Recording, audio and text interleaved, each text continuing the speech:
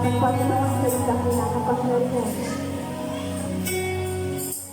Hallelujah.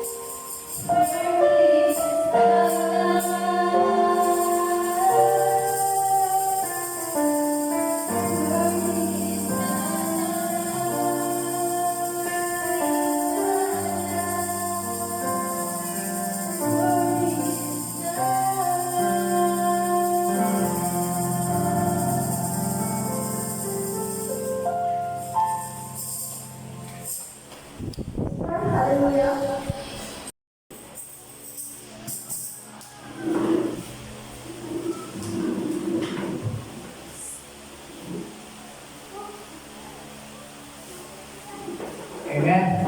Magandang umaga sa lahat. Purihin ang Diyos. Hello! Amen. Kala ko walang tao eh. Praise the Lord. Hallelujah. So,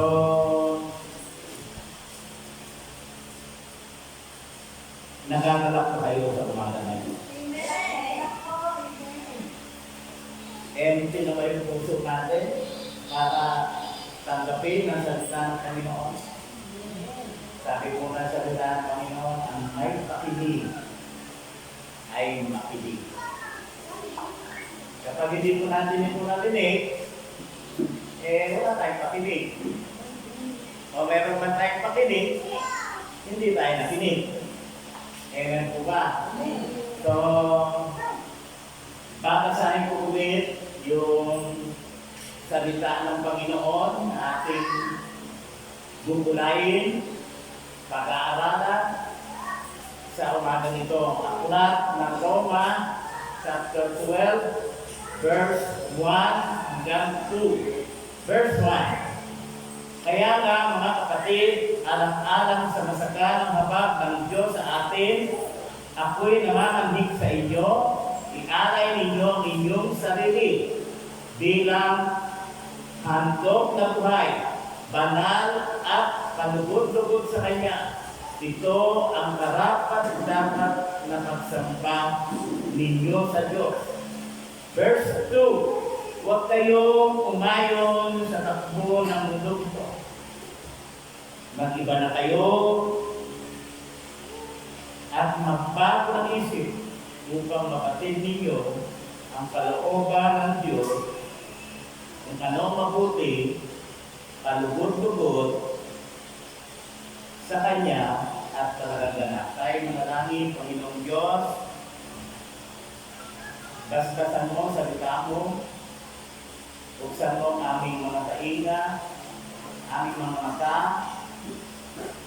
at tanggapin ang aming mga puso, ang iyong salita, at ang mga salita mo, Panginoon, ay siyang maging lakas ng aming kaluluwa at siyang maging ilaw ng aming mga landas.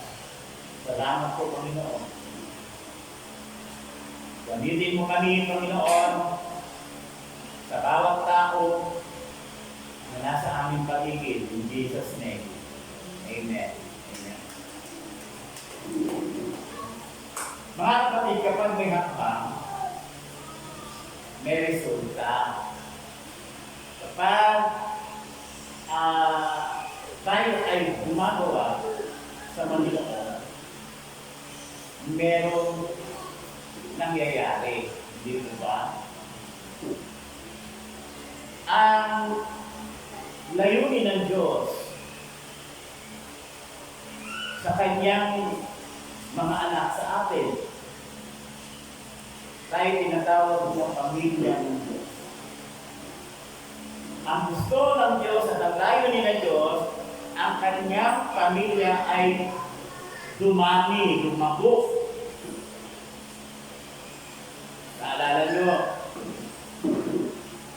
ang Diyos, matapos na nilalangin ang sagutan, nilalang niya ang tao, si Adan. Naalam niyo ba na ang layunin ng Diyos kung bakit nilalang ang tao para siya ay purihin, para ay sambahin?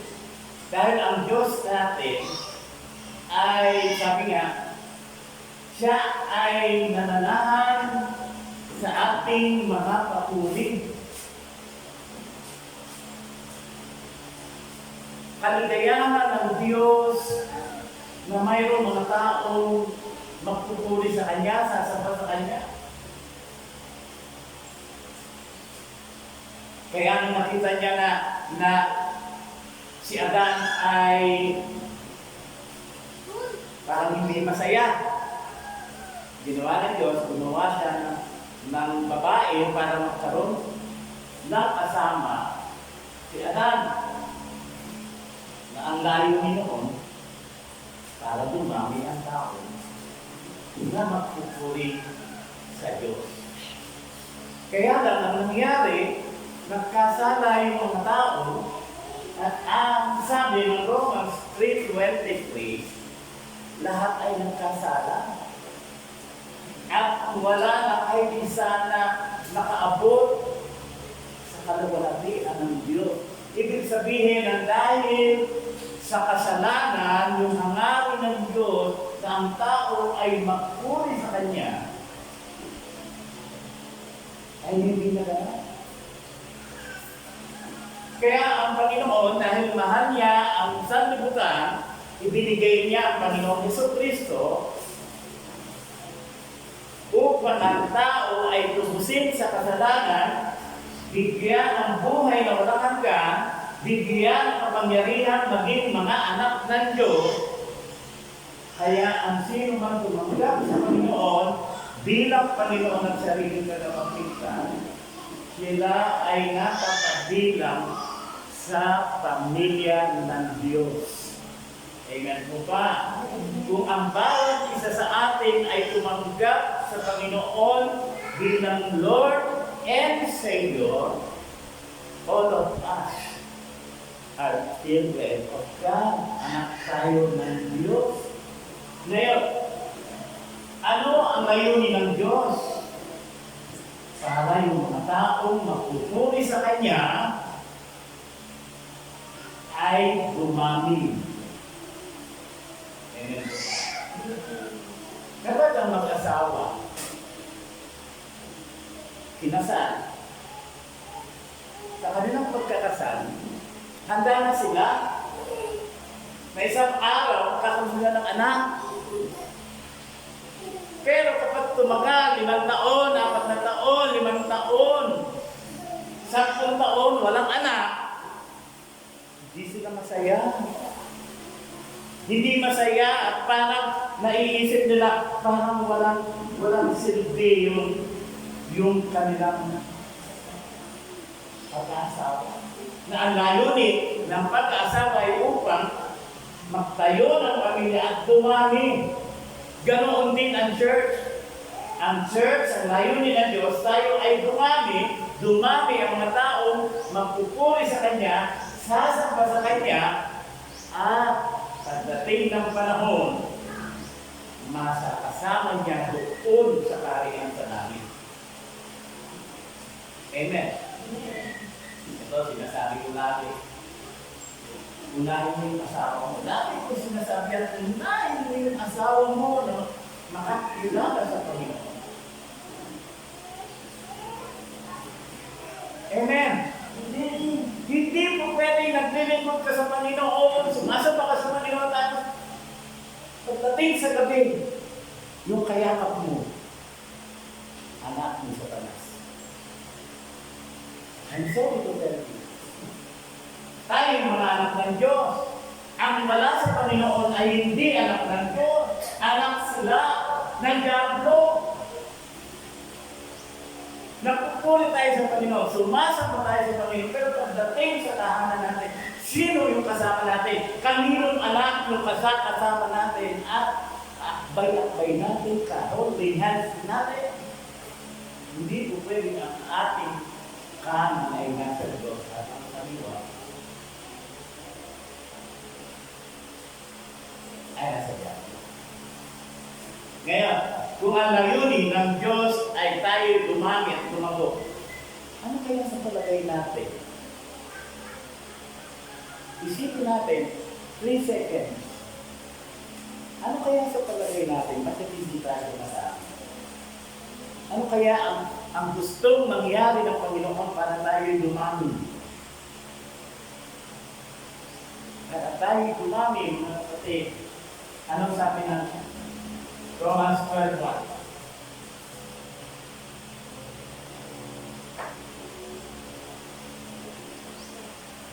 Mga kapatid,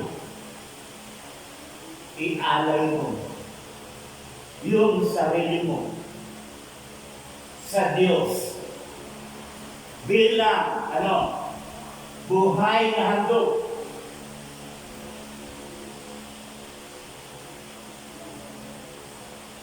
Banal at kalugod-lugod sa Kanya Ito ang karapat-dapat na pagsamba natin sa Diyos.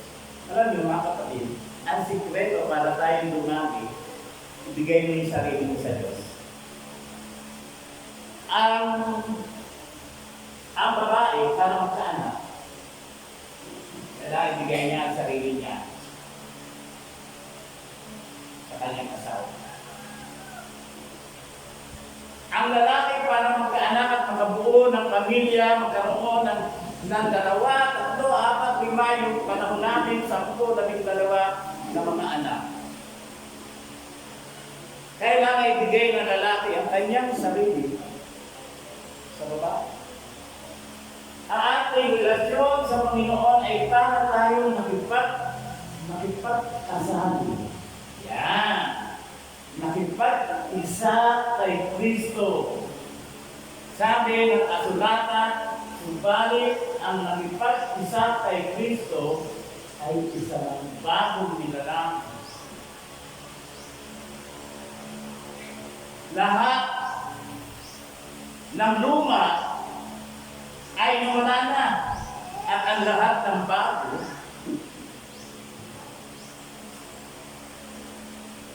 ang mangyayari. Sa hinahambing ang pakikipag-isa kay Kristo ay inihahambing sa pag-aasawa. Kapag nakipag-isa ka sa iyong asawa, ikay nakipagkasal, ang dalaga ay hindi na magiging dalaga, siya na ay misis. At ang lalaki ay hindi na nagiging binata, kundi siya ay mister. Kapag ang babaeng nag-asawa ay patuloy na mamumuhay bilang dalaga, ano mangyayari sa relasyon niya sa kanyang asawa? Natin. Kapag ang lalaki ay bumalik sa kanyang buhay bilang binata, ano ang mangyayari sa kanyang relasyon sa kanyang asawa? Napapabayaan, hindi na nabibigyan ng sweldo, nagkakaroon na ng iba, kasi nagbubuhay binata. Ang ating buhay na nakipag-isa tayo kay Kristo, yung buhay natin noon na tayo yung makasalanan, wala na yun. At ngayon, mabubuhay tayo kasama ang Panginoon. Kung anong gusto ng Panginoon, sige, Christian, tumanggap ka sa Panginoon bilang Lord and Savior, nakipag-isa ka sa Panginoon.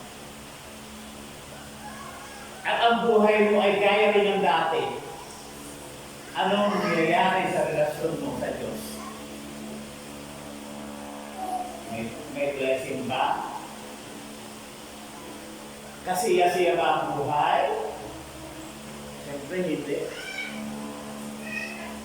Kaya ang sabi ni Pablo, ihandog mo ang iyong sarili. Buhay bilang buhay na handog. Banat, kalubog-lubog sa Diyos. Alam niyo kapag ganon, kapag naibigay mo na yung sarili mo sa Diyos, kahit ano yung pagawa ng Diyos, anong gagawin mo? Susundin mo. Di ba ganon yung pag-aasawa? Kahit anong pagawa ng asawa mo sa iyo, susundin mo. Yung ayaw ng asawa mo, hindi mo gagawin. Ganon din sa Diyos. Kung ano ang gusto ng Diyos, iyon palagi ang susundin mo. Hindi mo gagawin yung mga bagay na ayaw ng Diyos. Amen? Buhay na ang Diyos. May sakripisyo. Ang paglilingkod sa Diyos, tatalikuran mo ang lahat para sa Panginoon. Bilang buhay na handog. Alam niyo yung buhay na handog? Ito'y tumutukoy sa paghahandog ng buhay ng mananampalataya bilang buo at handa magtiis handang magsakripisyo alam-alam sa Diyos. O nakakita na ba kayo ng babae na binubog na ayaw pang luwalay doon sa asawa? Nagpapakamaktir? Tama yun. Kasi nung nag-asawa ka, handa ka. Nakahanda ka kung ano kahinan na. Ngayon, ang pagbibigay, handog ng ating sarili sa Diyos, kinakailangan handa tayo sa mga bagay na gagawin ng Diyos sa atin.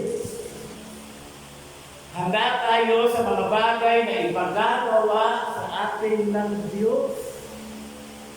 Ano ba yung mga bagay na pinagagawa sa atin ng Diyos? Number 1, ipahayag mo yung salita ng Diyos sa ibang tao.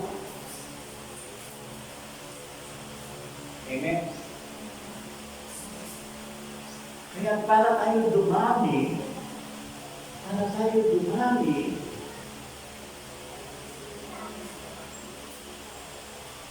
magdala tayo ng tao sa Diyos. Kailangan yung isang tao ipaglihim mo.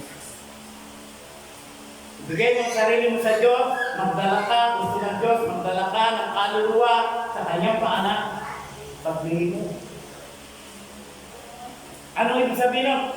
Manalangin ka araw at gabi sa tao na yan. Mula January, Lord, January hanggang September, ipapanganak itong tao ito sa iyo. Ipagundis mo ka. Pag-pray mo araw-araw, gabi-gabi, isang tao. Para pagdating ng Disyembre, may anak ka, dinadala ka sa Panginoon. Palakpakan natin siya. Sino yung gusto mong dalhin sa Panginoon? Huwag ka maghanap ng marami. Isa lang muna. Ilan tayo dito? 4, 6, 8, 9, 10, 11. Pag nagdala tayo mula ngayon ng isa lang. At sasabihin mo, Lord, ang duty ng tao mo ito na makarating sa iyo sa December. Pagdating ng December, mga kapatid, Christmas fellowship, tayo na maging dalawa. Ilan na? Ilan na? 24. Amen. Kung mga anak ka na, taon-taon. Taon-taon ka nga mga anak. E di taon-taon magdala ka rin ng tao sa Panginoon. Tama ka doon. Paano tayo dadami? Number 1, ihandog natin ang buong buo. Yung sarili natin sa Diyos. Ano yung buong buo? Walang reservation. Nandun mo sarili mo, kasama ang pamilya mo, kasama ang kumpare mo, kasama ang kaibigan mo, kasama silang lahat at isang araw lalago ang pamilya mo. Amen? E di pag nag-anniversary tayo next week, next year, tayo na 22 ay magkakaroon ng pigi-pigisang anak sa Panginoon. Hindi mag-anniversary tayo, 24 na tayo, hindi na natin kailangan mag-imbita ng napakaraming hindi naman interesado. Ito. Kaya nililigawan na tayo, araw-araw, may dalang pagkain na nililigaw sa inyo. Dito ko rin pa nga. Alam pa nga yung favorite mo eh. Paborito mong kulay, paborito mo. Alam nila kung kailan ka pwedeng tumawa, alam niya kung kailan ka pwedeng magalit. Hindi yung kaibigan mo. Yung kaibigan mo,